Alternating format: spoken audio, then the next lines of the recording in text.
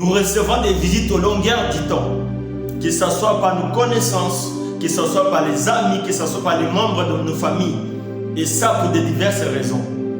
J'aimerais qu'on puisse parler de la visitation divine. Et on ne peut pas aller loin si on ne comprend pas d'abord c'est quoi une visitation.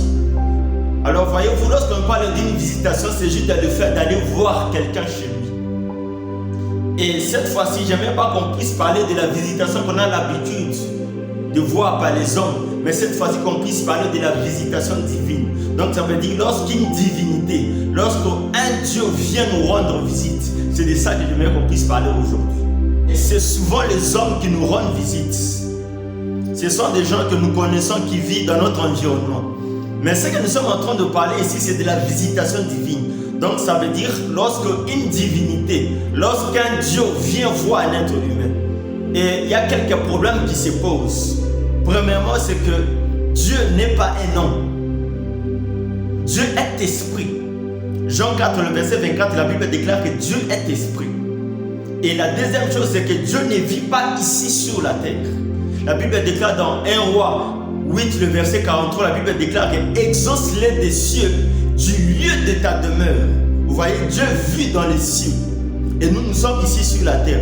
C'est quelques obstacles que nous avons par rapport à la visitation. Dieu est saint et il vit dans un environnement céleste, dans une atmosphère céleste.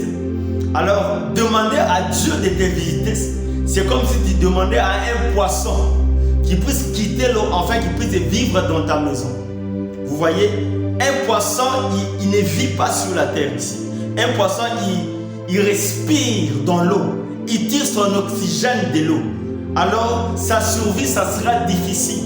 Il ne pourra pas vivre en dehors de son environnement naturel, de son habitat naturel. Sinon, il mourra. Voilà ce que lorsqu'un homme demande que Dieu puisse venir nous rendre visite. Si nous avons besoin de la visitation divine, ça veut dire qu'il y a quelques préalables que nous puissions s'en occuper, afin que Dieu puisse venir nous visiter, en sachant, en connaissant sa nature. Alors, comment faire pour que Dieu puisse nous visiter? Je garde toujours mon exemple d'un poisson. Vous voyez, bien aimé, pour que la survie d'un poisson soit possible, l'homme a réfléchi, l'homme a imaginé une stratégie. L'homme est arrivé à créer ce qu'on appelle un aquarium. Vous avez peut-être déjà entendu parler d'un aquarium. Alors, c'est quoi un aquarium? L'aquarium, c'est juste cette espèce de réservoir que l'homme a créé afin qu'il puisse mettre les poissons pour que les poissons puissent vivre. Donc, l'aquarium, c'est la reproduction similaire de l'environnement d'un poisson, mais ici sur la terre. Lorsque nous reproduisions l'environnement des poissons ici sur la terre, dans notre maison, dans notre salon, sa survie sera possible. Et c'est de la même manière, pour que la visitation de Dieu soit possible à l'homme, il faut que l'homme puisse créer un environnement similaire, une atmosphère céleste comme celle de Dieu, pour que sa visitation puisse être possible ici sur la terre. Sûrement que nous avons suivi ces genres de documentaires sur la NASA, sur le voyage de l'homme sur la Lune. Vous voyez? Donc l'homme a besoin qu'il puisse aller sur la Lune.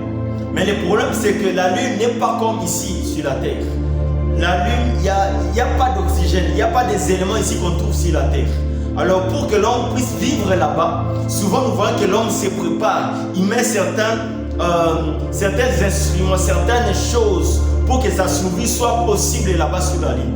En fait, c'est presque des choses, ce sont des choses similaires à ce que je suis en train de parler de la visitation divine. Pour que Dieu puisse venir chez nous ici sur la terre, nous devons d'abord embellir notre environnement. Nous devons préparer pour que sa venue puisse être possible ici sur la terre. Pourquoi? Parce qu'il ne vit pas dans les mêmes atmosphères que nous. Alors nous devons préparer l'atmosphère comme la sienne pour qu'il puisse vivre ici sur la terre.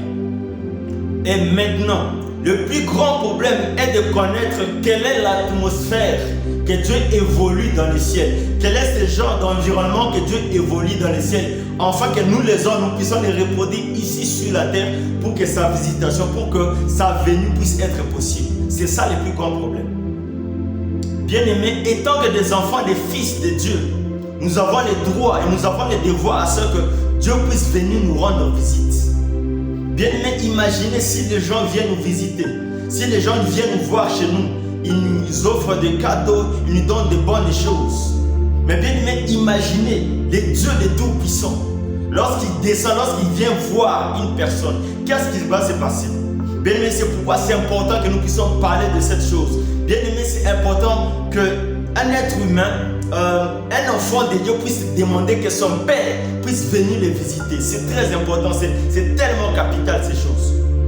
Depuis un certain moment, je sais que tu pries pour que Dieu puisse venir te visiter. Depuis un certain moment, tu demandes la main de Dieu, que ça puisse être sur toi. Mais bien aimé, laisse-moi te dire que c'est possible. C'est possible que le Dieu du ciel, le créateur de toutes choses, qui vienne te rendre visite. Lorsque nous lisons la Bible, bien aimé, je crois, j'ai l'intime conviction, je crois de tout mon cœur que la Bible est la parole de Dieu. Le jour où Dieu m'avait appelé, il y avait un ange qui me parlait, me disait, Blanchard, la Bible c'est la parole de Dieu. Alors je crois que la Bible est la parole de Dieu. Et la Bible nous montre que Dieu est venu visiter des gens. Dieu a visité Abraham, Dieu a visité Isaac, Jacob, tous ces gens-là. Bien aimé, si Dieu les a visités, ça veut dire que c'est possible aussi qu'ils puissent venir te visiter. Car la Bible déclare que Jésus est le même hier, aujourd'hui et éternellement. Si dans le passé il a visité des gens, si dans le passé il a eu à faire ce genre de choses, il a eu à toucher des gens, donc ça veut dire qu'il est le même. Il peut aussi le faire aujourd'hui. Bien aimé, c'est possible. Et je prie pour toi que le Dieu du ciel qui puisse te visiter dans le nom de Jésus. Je déclare que Dieu puisse venir te visiter dans le nom de Jésus. Bien aimé, c'est possible. C'est possible, bien aimé. Il y a combien de témoignages que nous voyons tous les jours, que nous écoutons tous les jours. Jésus vient visiter des hommes. Bien aimé, c'est possible qu'il vienne te visiter aujourd'hui. Mais le plus grand problème, en fait, la plus grande responsabilité, ça ne dépend pas de Dieu, ça dépend de toi. C'est que je vais te dire aujourd'hui que tu dois connaître qui est Dieu, dans quel environnement que Dieu évolue, afin que tu puisses les préparer ici sur la terre pour que ça vienne pour être possible. Que Dieu nous bénisse.